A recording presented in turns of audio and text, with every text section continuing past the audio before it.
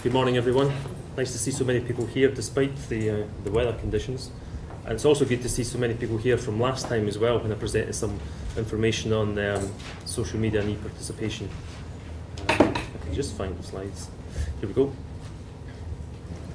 Now, I'm going to rattle through some of these slides because I appreciate we are short of time a wee bit. But what I will say is what I'm trying to do is show a picture of social media and e-participation use within NHS in Scotland just now, how far we've progressed from 18 months ago when I last presented. I don't have the full picture. There's lots and lots of things happening out there. There's lots of little pilot projects bubbling under the surface. So if there's anything that I've perhaps missed, please do get in touch with me and let me know about them. So I'm really keen to hear that. I will start with internet access because it all pans out and starts with the internet and access to the internet and then access to social media tools and various websites and so on.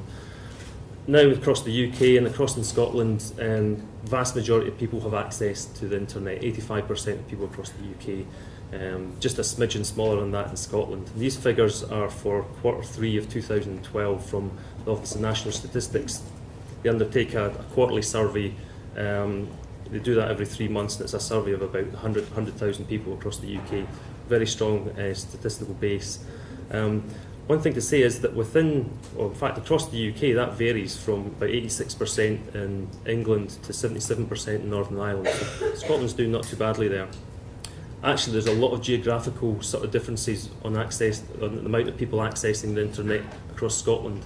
It ranges from about 77% in Glasgow to about 90-91% in Aberdeenshire. So just in terms of feedback in your local area and engagement using social media, some of these things you have to kind of bear in mind. And also I think quite interestingly, obviously those people that have never accessed the internet has dropped as access has increased.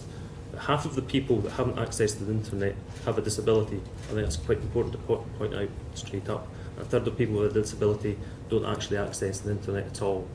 In terms of the definition, I've put a quick definition up there. It's basically the Disabled Discrimination Act self-definition of disability, a physical or mental impairment which has a substantial and long-term adverse effect on a person's ability to carry out day-to-day activities.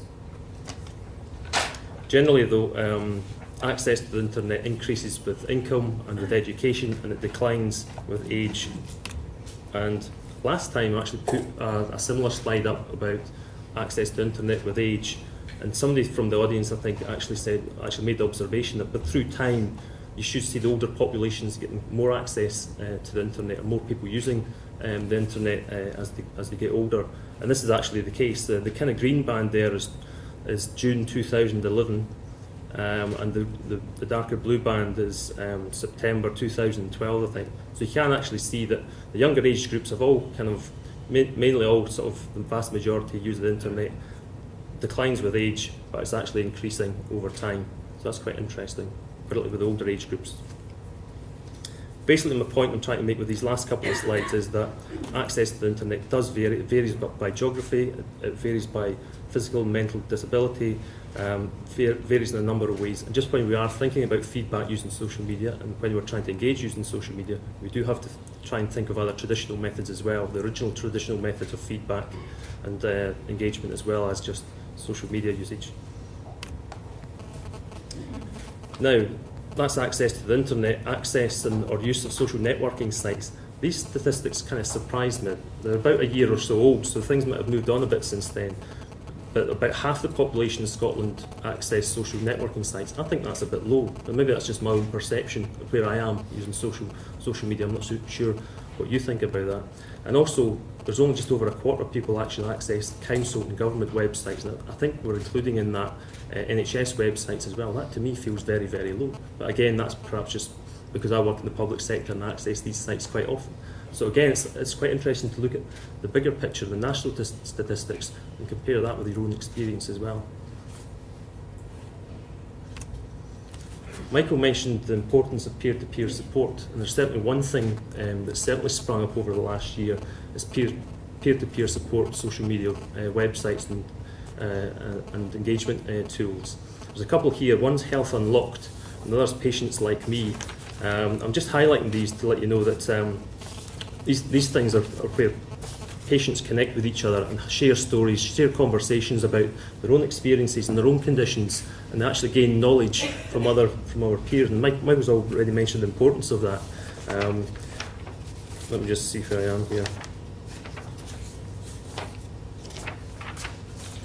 Health Unlocked has around 200 online health communities and over 700,000 users across the UK visiting each month. People discuss their conditions and they share their knowledge and experience.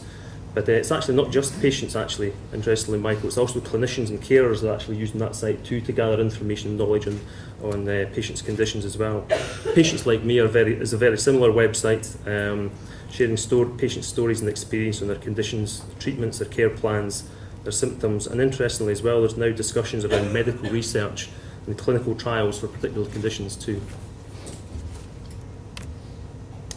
I'll now move on to NHS Boards in Scotland using various social media and e-participation tools. Now, last time we were here, about 18 months ago, I think there was about 4 or 5 boards that used Twitter and Facebook. There's now 17, 16 boards actually using these social media tools, so things have moved on quite a bit. In terms of Twitter, most boards have more Twitter followers than Facebook likes, I think I've got that right. Ranging from a few hundred followers to over 4,500 followers in NHS Lothian on Twitter. Facebook likes range from around 40 to around 2,000 for NHS 24. But there's one big exception, and that's the National Blood Transfusion Service, which has around 19,000 likes, so 19,000 people are following that Facebook site. So things are starting to gather pace quite a bit. I think last time round we mentioned patient opinion, where there's about 4 boards using patient opinion. Now there's around 17 using patient opinion. To one extent or another, they're perhaps not fully subscribed to that, but they are using it in some sense. And in terms of the e-portal website, we heard from NHS Tayside last time there's only 1 board using that, there's now 4, and we're going to hear from them later on as well about their use of the participation website. So things have moved on quite dramatically and are moving on at quite a fast pace, I think. In terms of use of some of these general social media tools, you'll know yourself, you've probably used some of these. Basically, boards using Twitter and Facebook are distributing health information, they're distributing community information, they're cross-posting from other community planning partners such as the police or the local authorities and sharing community information that way. They're updating service information, changes to opening hour times and so on, reporting some positive and negative experiences and getting a bit of feedback and engagement using some of these tools, facilitating discussions and so on.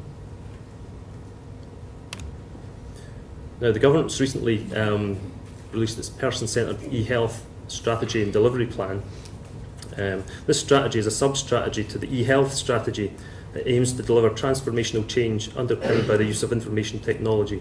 It has 6 aims, one of which is to use information and technology in a coordinated way to support people to communicate with NHS Scotland, manage their own health and well-being, and to become more active participants in the care and services they receive.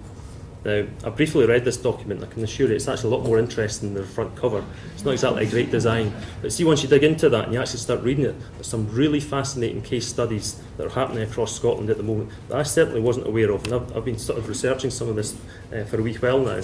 There's a couple of case studies that are quite interesting, and that's patient portals. The pilot projects at the moment, and they're happening at quite a local level. NHS Ayrshire and Arran's patient portal, for example, is being piloted at 2 medical practices in the area. Patients can request appointments online, repeat prescriptions, access test results, monitor their health records and so on. The portal allows patients to become partners in their own care and has potential to deliver healthcare services more efficiently and also safely. And there's actually an app being developed as well for smartphone users to use that too. There's actually some evaluation evidence that the patient portal is being used as an alternative to actually visiting your GP and to telephoning the GP practice as well. There's elements of potential efficiency and effectiveness in there as well. There's also a tool, My Diabetes My Way. That's actually a pilot that's moving from 500 users to national implementation, and it's actually proving quite popular with users and also GPs and clinicians as well. Right? It does a similar sort of thing. It allows users to access all their data, all their clinical data. Aside that, it also has patient-friendly information that helps explain that data as well in a way that patients understand. It gives the patient better understanding of diabetes and greater involvement and empowerment of their own care. Now, I'm going to tempt fate by trying technology here. I've got a small video to show you. Can't locate the internet. Okay, we'll bypass that. We've probably not got the time for it anyway. I'll just briefly, what I'll do is I'll circulate these slides and I'll ask you to have a look at this video. It's a short video, it's only about 3 minutes long.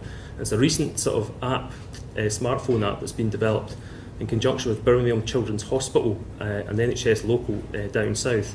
It gives instant feedback. It allows people to give instant feedback on their care in the hospital, and it actually goes straight to the ward manager, and information also goes straight to the website, so that the information is in the public domain as well. It's actually really fascinating. I think that's the direction of travel that we're now starting to see, using smartphones to give a bit instant feedback about patient experience. NHS staff use of social networking. Staff use social media in quite a lot of different ways. Not always under their organisational heading. It might be personal use. They're using mobiles and so on. And they're sharing information to and from their community of practice. They're having discussions online through Twitter hashtags such as NHSSM, NHS social media. There's tweet chats every Wednesday at 8 o'clock on NHS issues that anybody can join in. The wee nurse chat, the wee paramedics as well. There's a lot of things happening for NHS staff. They're doing that sort of really off their own back. They're just sort of learning about it, using it, and that's all bubbling under the surface as well. As is blogging as well. I'll mention the Ayrshire Health blog. In fact, the Cabinet Secretary, Alex Neil, actually used the health blog to give a message about person-centred care just a couple of weeks back. And there's also Scott Health Monthly, which actually collates all the monthly blogs on health and brings them into the one place as well. There's a lot of other examples out there. There's a lot of things happening. So just to sum up, just briefly give some general conclusions to basically some of my research and my overview of it all. More people are using online tools to be involved in their healthcare, and it's this sort of description of participatory medicine that's starting to happen as well and crop up as well.